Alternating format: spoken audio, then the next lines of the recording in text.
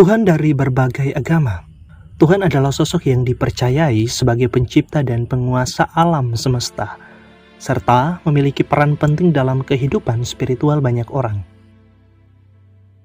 Dan dalam video kali ini kita akan menjelajahi konsep Tuhan dari beberapa agama dan kepercayaan besar di dunia. Pertama, Hindu. Tuhan sebagai realitas tertinggi dan beragam perwujudan. Hindu bukanlah agama monoteistik murni, melainkan henoteistik, mengakui bahwa dewa tetapi meyakini satu realitas tertinggi, yaitu Brahman.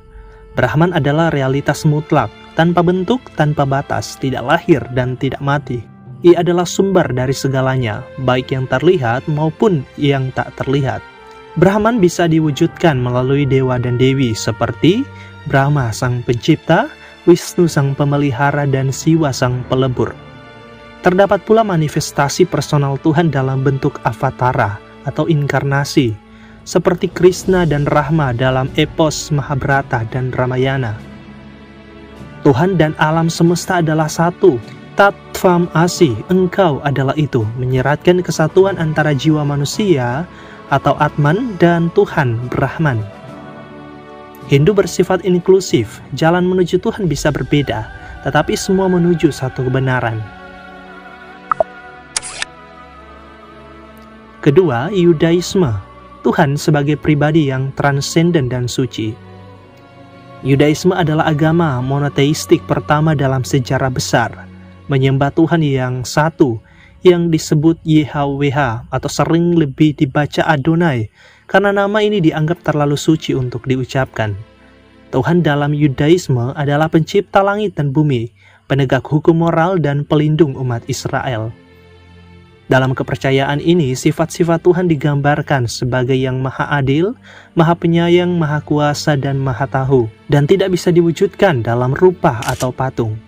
Sifatnya yang transenden melalui ciptaan, namun juga imanen, turut hadir dalam sejarah umatnya. Tuhan menjalin perjanjian dengan Abraham, dan melalui Musa memberi Torah sebagai hukum ilahi. Tuhan tidak dipahami secara filosofis abstrak, tetapi dalam relasi etis dan historis.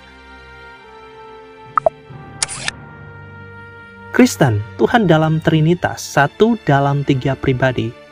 Kristen percaya bahwa Tuhan adalah satu esensi, tetapi hadir dalam tiga pribadi atau yang sering disebut Trinitas. Allah Bapa sebagai sumber segala sesuatu, Anak Yesus Kristus, Firman yang menjadi manusia, dan Roh Kudus, penolong dan penghibur ilahi. Keunikan iman Kristen terletak pada inkarnasi. Tuhan menjadi manusia dalam pribadi Yesus, yang menderita, mati, dan bangkit untuk menebus dosa manusia. Yesus tidak sekedar nabi atau guru, melainkan Logos, firman ilahi yang kekal. Dalam penggambarannya, sifat Tuhan di dalam kekristenan, Tuhan adalah kasih. Kepribadian Tuhan dijelaskan melalui relasi kasih antara Bapa, Anak, dan Roh Kudus. Tuhan Kristen tetap tak terbatas dan tidak bisa dipahami sepenuhnya, tetapi dikenal melalui penyataan diri dalam sejarah dan pribadi Yesus Kristus. Islam, Tuhan sebagai Allah yang esa dan mutlak.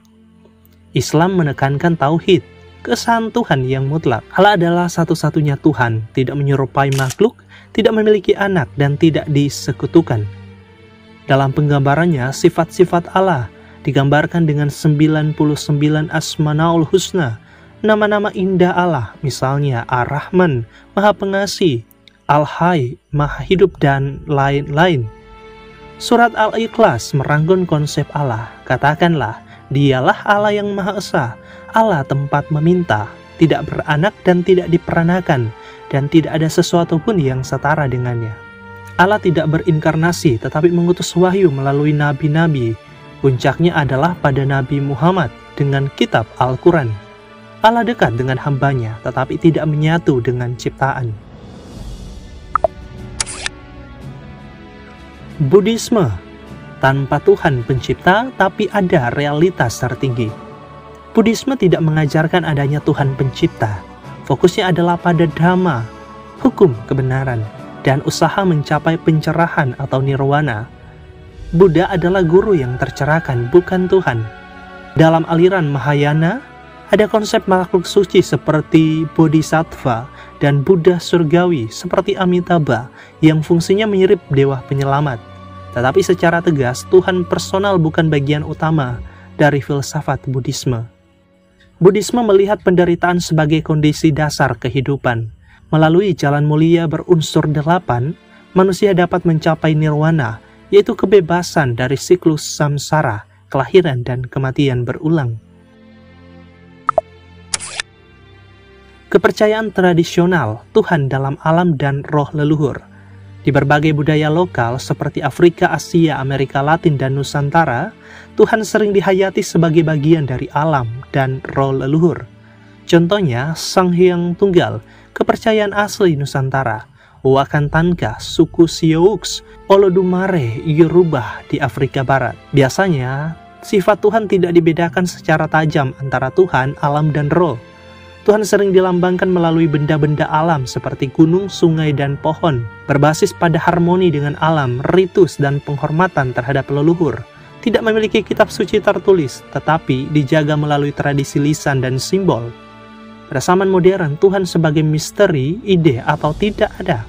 Misalnya para ateisme menolak keberadaan Tuhan secara mutlak, berangkat dari rasionalisme, sains, dan kritik terhadap agama. Tokoh-tokoh ateisme yang terkenal seperti Richard Dawkins. Selain ateisme, ada juga agnostisisme, tidak menolak atau menerima keberadaan Tuhan. Mereka menyatakan bahwa pengetahuan tentang Tuhan berada di luar jangkauan akal manusia. Dalam spiritualisme modern, banyak orang tidak lagi mengikuti agama formal, tetapi mencari pengalaman spiritual pribadi. Tuhan bisa dimaknai sebagai energi semesta, kesadaran kolektif, atau hukum moral batinia. Setiap agama dan kepercayaan menggambarkan Tuhan sesuai dengan latar budaya, sejarah, dan kebutuhan spiritual utamanya. Ada yang menyebutnya Allah, YHWH, Brahman, atau bahkan tidak menyebut sama sekali. Ada yang melihat Tuhan sebagai sosok personal, ada pula yang menganggapnya melampaui bentuk dan nama. Namun satu hal yang pasti, manusia dalam segala zaman selalu mencari Tuhan sebagai sumber makna, harapan, dan tujuan hidup.